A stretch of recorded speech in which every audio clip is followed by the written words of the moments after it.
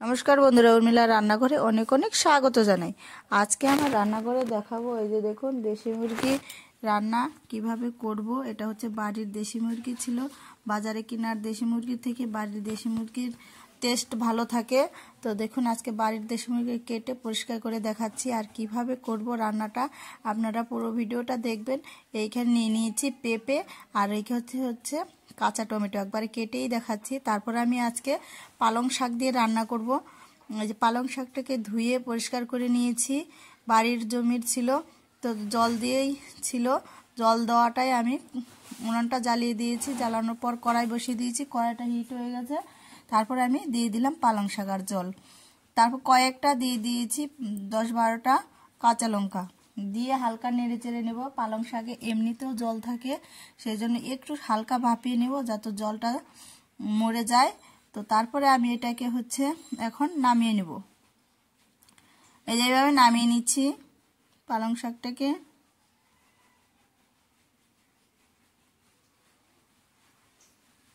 নামিয়ে নিচ্ছি। দেখুন এটা আমি এখন জল ঝরবে, ততক্ষণ আমি মাংসটা বসিয়ে দেবো। এই যে দেখুন জল ঝরুক। তারপর কড়াইটা আবার পরিষ্কার পরিচ্ছন্ন করে নিয়ে আবার বসিয়ে দিয়েছি। দিয়ে দিব এবার তেল, সরষের তেল দিব।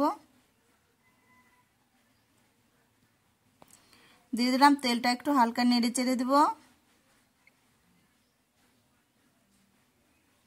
পালং শাকের রেসিপি করব, কিভাবে করব আপনারা দেখতে থাকুন। এই যে তারপরে দিয়ে দিয়েছি এখানে গরম মশলা, লং আর এলাচ দিয়ে দিলাম তেলের মধ্যে। তেলটা গরম হয়ে এসছে। তারপরে কয়েকটা পেঁয়াজ কুচি দিয়ে দেবো। এখানে একটা পেঁয়াজ কুচি নিয়েছি, বড় সাইজের একটা পেঁয়াজ কুচি দিয়ে আজকে রান্না করব। তো তারপরে দেখুন কিভাবে রান্না করব। এই যে দেখুন পেঁয়াজ কুচিটাকে একটু লাল লাল করে ভেজে নিব সুন্দর। দিয়ে দিব হালকা চিনি, চিনি দিলে কালারটা আসে ভালো, আর যে কোনো জিনিসে খেতে ভালো লাগে। তো তারপরে দেখুন আমি এই যে কাঁচা টমেটো আর হচ্ছে পেঁপে দিয়ে দিলাম। পেঁপেটাকে কেটে নিয়েছি, কাঁচা পেঁপে সুন্দরভাবে দিয়ে দিলাম। এটা এখন আমি নেড়ে চেড়ে নিচ্ছি ভালোভাবে। এটাকেও যখন একটু লাল লাল হয়ে করে ভেজে নিব আমি। তারপরে যখন আমার ভাজা হয়ে যাবে তারপরে আমি দিয়ে দিব এই দেশি মুরগিগুলো কাটা পিস পিস করে কেটে নিয়েছি, এইগুলো দিয়ে দিব এখানে। সুন্দরভাবে একটু ভাজা ভাজা করে নেব যখন মাংসগুলো, তখন আমি তারপরে দিয়ে দিব স্বাদ মতো লবণ। আর একটু লাগবে তাই দিচ্ছি। দিয়ে আবারও নেড়ে চেড়ে নেব।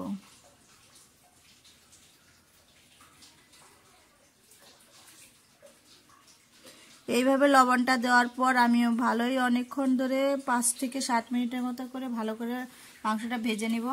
তারপরে দিয়ে দিব হলুদ। হলুদ দিয়ে আমি নেড়ে চেড়ে নিচ্ছি।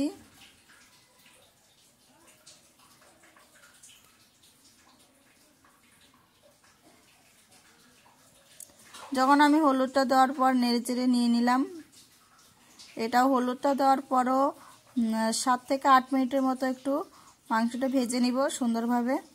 তারপরে এখানে দেখুন আমি কি কি মশলা দিব। এটা নিয়ে নিয়েছি শুকনো লঙ্কা বাটা, এটা রসুন বাটা, এখানে আদা আর হচ্ছে জিরে বাটা, আর এটা হচ্ছে পেঁয়াজ বাটা।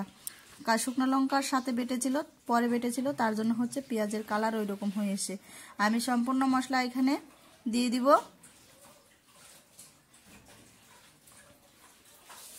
দিয়ে ভালোভাবে নেড়ে চেড়ে নিব।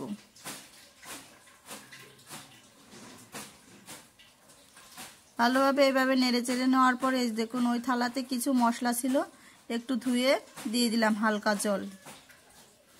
জলটা দিয়ে নেড়ে চেড়ে নিব আবারও, নিচে যেন আবার না লেগে যায়।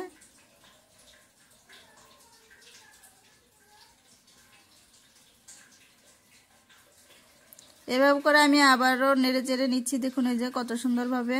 একটু ঝোলটা যখন জাল হবে, দেশি মুরগি একটু রান্না করতেও কিন্তু ভালোই সেদ্ধ করতে হয়। তারপর ওটা ততক্ষণ সেদ্ধ হোক, আমি ততক্ষণ এই পালং শাকটা বেটে নিব। এই যে কাঁচা লঙ্কা সমেত ছিল যে সিদ্ধ করা, হালকা একটু ভাপিয়ে নিয়েছি। এরকম সুন্দরভাবে বাটা হয়েও গেল, নামিয়ে নিয়েছি। এখন আমি দিয়ে দেবো, এই যে দেখুন দিয়ে দিচ্ছি। এটার খেতে যা বেশ মজাই লাগবে না। আপনারাও এইরকম রেসিপিটা বাড়িতে বানিয়ে খাবেন, দেখবেন অবশ্যই অবশ্যই ভালোই লাগবে। আশা করি ভালো লাগবে আপনাদের। তারপরে আমি পালং শাকটা দিয়ে ভালো করে মিশিয়ে নেব।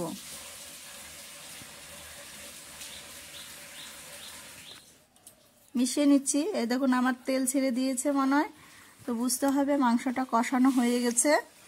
তারপর হালকা একটু ওই বাটিটাই ধুয়ে হালকা জল দিয়ে দিব, বেশি আবার দিব না। মাংসটা এমনি তো হয়ে এসছে, হালকা একটু জল দিয়ে দিই।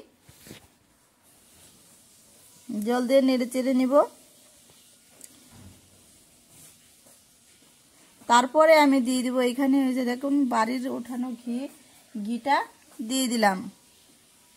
বাড়িতেই ঘিটা কিন্তু উঠিয়েছে, ওই ঘিটা আমি দিয়ে সুন্দরভাবে নেড়ে চেড়ে নিব। তো তারপরে আমি গরম মশলা দিয়ে নামিয়ে নিলেই হয়ে যাবে পালং শাকের দেশি মুরগির রান্নার রেসিপি। তো ভিডিওটা যাদের ভালো লাগবে অবশ্যই সাবস্ক্রাইব লাইক দিয়ে পাশে থাকবেন।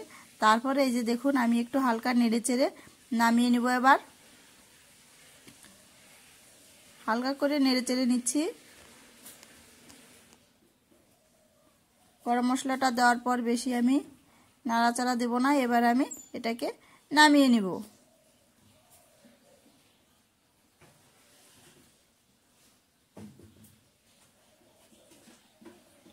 আপনারাও এরকম রেসিপিটা বাড়িতে বানিয়ে নেবেন, অবশ্যই দেখবেন ভালো লাগবে। আর ভিডিওটা দেখার পর লাইক দিয়ে শেয়ার করে পাশে থাকবেন, সাবস্ক্রাইব করবেন। আমি কালকে আপনাদের কাছে অন্য ভিডিও নিয়ে আসব। আপনারা ভালো থাকবেন, সুস্থ থাকবেন এই কামনাই করি। পুরো ভিডিওটা দেখার জন্য অনেক অনেক ধন্যবাদ।